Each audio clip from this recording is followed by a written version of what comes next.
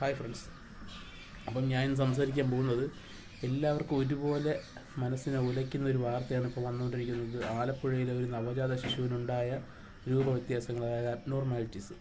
അപ്പം നമുക്കത് ഒരിക്കലും കുറ്റം പറയാൻ, ഇപ്പം ഉദ്യോഗസ്ഥരെ നമുക്ക് കുറ്റം പറഞ്ഞ് പഴിചാരി രക്ഷപ്പെടാം. പക്ഷേ നമ്മളൊരു കാര്യം ആലോചിക്കുന്നുണ്ട്. പണ്ടൊക്കെ ഇങ്ങനത്തെ ഒരു സാങ്കേതിക വിദ്യകളില്ലായിരുന്നു. അപ്പോൾ അന്നത്തെ കാലത്ത് ഇതേപോലത്തെ കുഞ്ഞുങ്ങളൊക്കെ ജനിക്കുന്നത് സർവ്വസാധാരണമായിരുന്നു. അന്നൊക്കെ നമ്മൾ എന്ത് ചെയ്യും? കുഞ്ഞിന് ചികിത്സ പോലും കൊടുക്കാൻ പറ്റാത്ത സാഹചര്യത്തിൽ കുഞ്ഞിൻ്റെ ജീവനെ തന്നെ നമ്മളായിട്ട് തന്നെ നഷ്ടപ്പെടുത്തിക്കുന്ന ഒരവസ്ഥ പണ്ടൊക്കെ ഉണ്ടായിട്ടുണ്ടായിരിക്കും.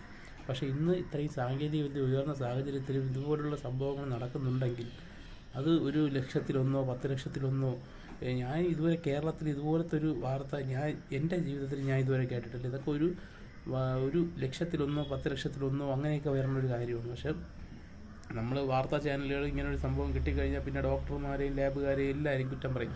പക്ഷേ ഇത്രയും താളം ലാബുകാരും ഡോക്ടർമാരും ചെയ്തിട്ട് ഒരു പ്രശ്നം വന്നിട്ടില്ലെന്ന് അവർ പറയുന്നു. പക്ഷേ ഇതൊക്കെ ഒരു വിധിയാണെന്നുള്ള കാര്യം മനസ്സിലാക്കണം. കാരണം ഇത്രയും സാങ്കേതിക വിദ്യ ഉണ്ടായിട്ടും ഇങ്ങനൊരു കുഞ്ഞിനെ തിരിച്ചറിയാൻ പറ്റാതെ പോയതും ഇങ്ങനൊരു കുഞ്ഞ് ജനിച്ചതും ഇതൊക്കെ ഒരു വിധിയായിട്ട് മാത്രം കണക്കാക്കണം. കാരണം ഇപ്പം ആ കൊച്ചിൻ്റെ അമ്മയ്ക്ക് അച്ഛനുണ്ടാകുന്ന ബുദ്ധിമുട്ട് നമുക്ക് മനസ്സിലാകും. നമുക്ക് ഒരു ഇതൊക്കെ വന്നു കഴിഞ്ഞാൽ നമ്മൾ സഹിക്കാൻ പറ്റാത്ത വേദനയായിരിക്കും നമുക്ക്. പക്ഷേ ഇതൊക്കെ ഒരു വിധിയാണ്. നമുക്കത് ഇങ്ങനൊരു കുഞ്ഞ് ജനിക്കണം, ഭൂമിയിൽ ജനിക്കണം എന്ന് ദൈവം എഴുതി വെച്ചിട്ടുണ്ടെങ്കിൽ ആ കൊച്ച് ജനിച്ചിരിക്കും. അതിനിപ്പം ഏത് കൊടി കിട്ടിയവൻ ചികിത്സിച്ചാലും ശരി തന്നെയാണ്, അങ്ങനെ സംഭവിച്ചിരിക്കും. കാരണം ഇത് ആ കുഞ്ഞ് ഇവിടെ ജനിക്കണം, ആ കുഞ്ഞ് ഇത്ര ദിവസം ഭൂമിയിൽ ജീവിക്കണം എന്നുള്ളതൊക്കെ അത് അവിടെ എഴുതി റെഡിയാക്കി വെച്ചിട്ടുള്ള കാര്യമാണ്. അതിനെ നമുക്കൊരിക്കലും ആർക്ക് തടയാൻ സാധിക്കില്ല. അപ്പോൾ നമ്മൾ വിചാരിച്ചുകൊണ്ടിരിക്കുന്നത് നമ്മുടെ സാങ്കേതിക വിദ്യ കൊണ്ട് നമുക്ക് ദൈവത്തിൻ്റെ വിധിയെ പോലും തടുക്കാൻ പറ്റുമെന്നാണ്. പക്ഷേ ദൈവത്തിന് അതൊന്നും നമ്മൾ തടുക്കുന്നതൊന്നും ദൈവം വിധിച്ചിട്ടില്ലാത്ത കാര്യങ്ങളാണ്.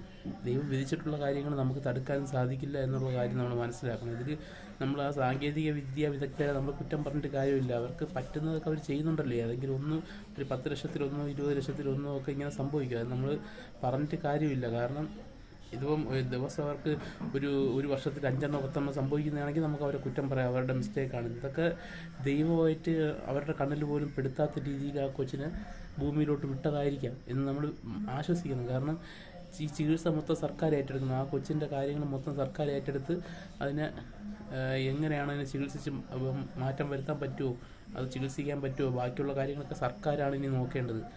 അപ്പം ഇത് ഒരിക്കലും നമുക്ക് ഉദ്യോഗസ്ഥരെ കുറ്റം പറയാൻ, ഞാൻ ഉദ്യോഗസ്ഥരെ പഴിചാരി അവരുടെ ഉത്തരവാദിത്വത്തിൽ ഏൽപ്പിക്കാൻ തയ്യാറല്ല. കാരണം ഇതൊക്കെ ഒരു വിധിയാണെന്ന് മാത്രമേ പറയാൻ സാധിക്കുള്ളൂ. കാരണം അവർക്കൊന്നും ഇതിനു മുമ്പൊന്നും മിസ്റ്റേക്ക് പറ്റിയിട്ടില്ല, ലാബുകാർക്ക് മിസ്റ്റേക്ക് പറ്റിയിട്ടില്ല. ഈ റിപ്പോർട്ടർ ചാനലും 24 മനോരമയൊക്കെ ലാബുകാരെയും ഡോക്ടർമാരെയും കുറ്റം പറഞ്ഞ് അത് സീരിയൽ പരമ്പരയായിട്ട് മാത്രമേ കാണാൻ സാധിക്കുള്ളൂ. കാരണം റിപ്പോർട്ടർ ചാനലിനും 24-നെയൊന്നും ഒരു വാർത്താ ചാനലായിട്ട് കാണാൻ സാധിക്കില്ല. ഒരു സീരിയൽ പരമ്പര അവർക്ക് റേറ്റിംഗ് കൂട്ടാൻ വേണ്ടി, ബാർക്ക് റേറ്റിംഗ് കൂട്ടാൻ വേണ്ടി ഇതും ചർച്ച ചെയ്യുന്നത്.